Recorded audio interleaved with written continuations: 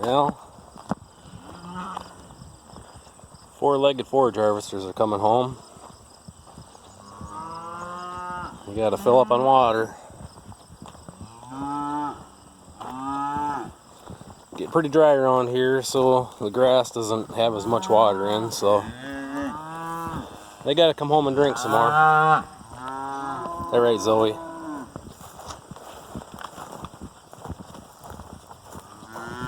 As you can see, they destroyed my wife's hunting shack.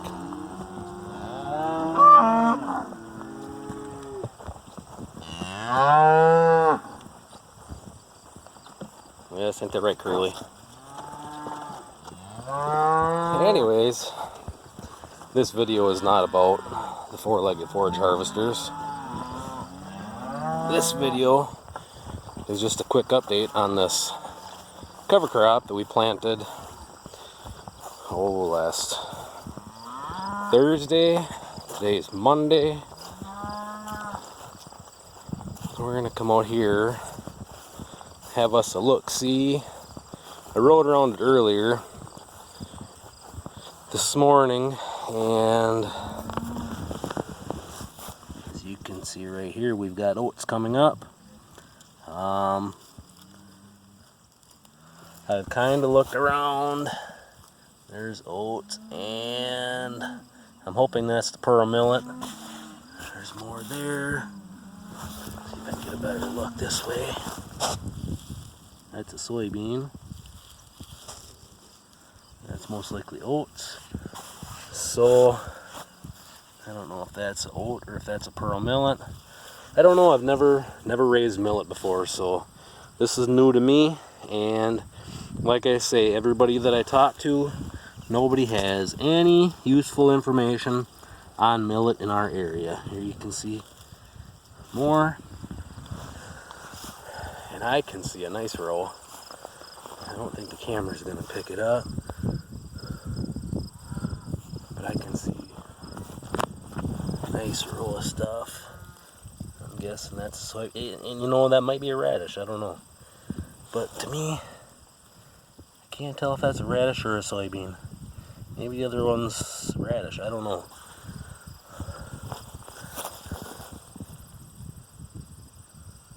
Alright, so the story is, I planted this last Thursday, I do believe it was. Maybe it was Wednesday. I planted that day, and that night we got 6/10 of an inch of rain. That's the last rain that we've had. We are seriously lacking on the moisture this year, but crops are looking good. We could use some more rain to push this hay along, but so this has had 6/10 of an inch of rain on it the day after planting, nothing since.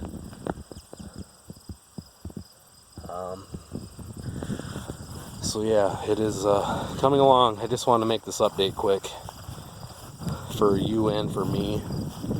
So that's what our fall grazing cover crop is looking like.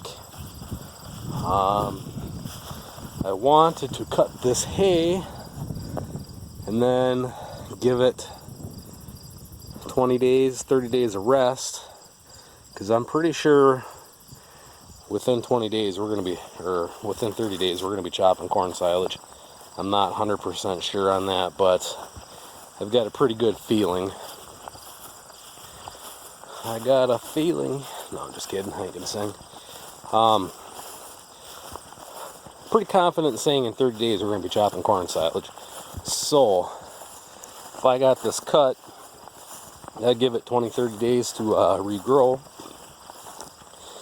Get that 8 acres of corn chopped back there.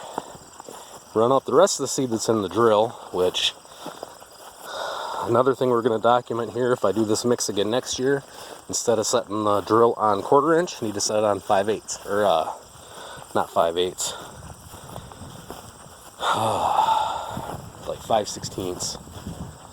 So we're planting a little bit heavier because this is going to be planted lighter than my target goal was. And actually, I think if I plant this mix again, I'm going to even up it from that. I was shooting for 30 pounds of seed to the acre.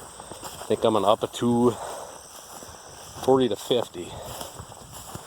But if you look at our wheatgrass, which pretty sure that's what everybody around here calls giant foxtail or foxtail. This stuff's coming with a vengeance, but it doesn't require the water that all of our good grasses require. But as you can see here, we've got cobs growing like crazy. So I'm pretty confident in saying 4 weeks we're going to be chopping corn silage.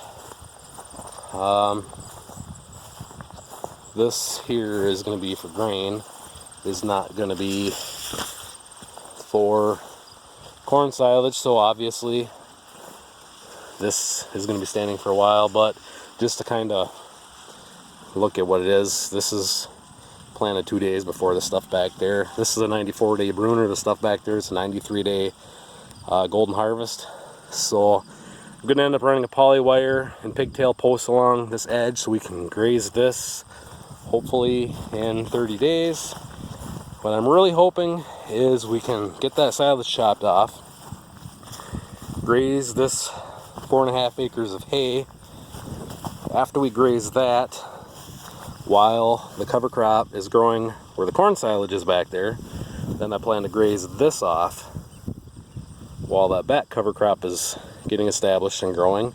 Then once this is gone, hopefully this gives us 2-ish weeks, 3 weeks maybe. This I plan to strip graze. I plan to run a poly wire across every day and then just advance it so much every day so they can't just go out there and thrash the whole field. And what I'll probably do is use the lane there as a lane, so the cows got to walk the lane back. They don't come back and back graze stuff that's already been grazed. That will give it a chance to regrow without being stressed from the cows. And then hopefully by the time they get this grazed off, there will be enough grass here that they can graze this. And then hopefully the cover crop back there will be growing up enough that they can start grazing on that. But anyways, this is just a quick update on what this cover crop is looking like. This 5.1 acres is what it is total when I planted it with the drill. Where the winter eye is, I got 150 pounds of potash this spring. That's all I got for fertilizer. This down here got 150 pounds of potash and approximately 100 pounds of urea after first cut. And then that got 6 loads of manure put on it, pre-planting this cover crop, which that manure isn't going to do much right now. We need a lot more rain to help get it in the ground. The ground is hard because it's dry. I farm on sand. The problem with sand is water doesn't stay there. Water soaks through really fast. So there's not a lot of water holding capacity, should we say. So yeah, we're trying to build our organic matter.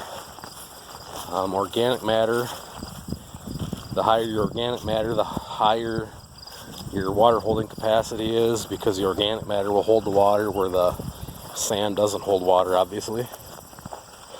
So anyhow, that's what we got going on. Hopefully this cover crop grows fast. We can get the 4-legged forage harvesters out there. They can go out and graze, and then they can also be considered the 4-legged organic matter makers. So, but you can see here, I wanted to cut this. It doesn't look like there's much here, but it's pretty thick. And the orchard grass is tall enough that it's tipped over, and it's a couple inches shy of my waist. But cocklebur right there, ragweed right there. There's some dock out there that's growing, so it needs to be cut. But we're talking rain tomorrow and Thursday morning.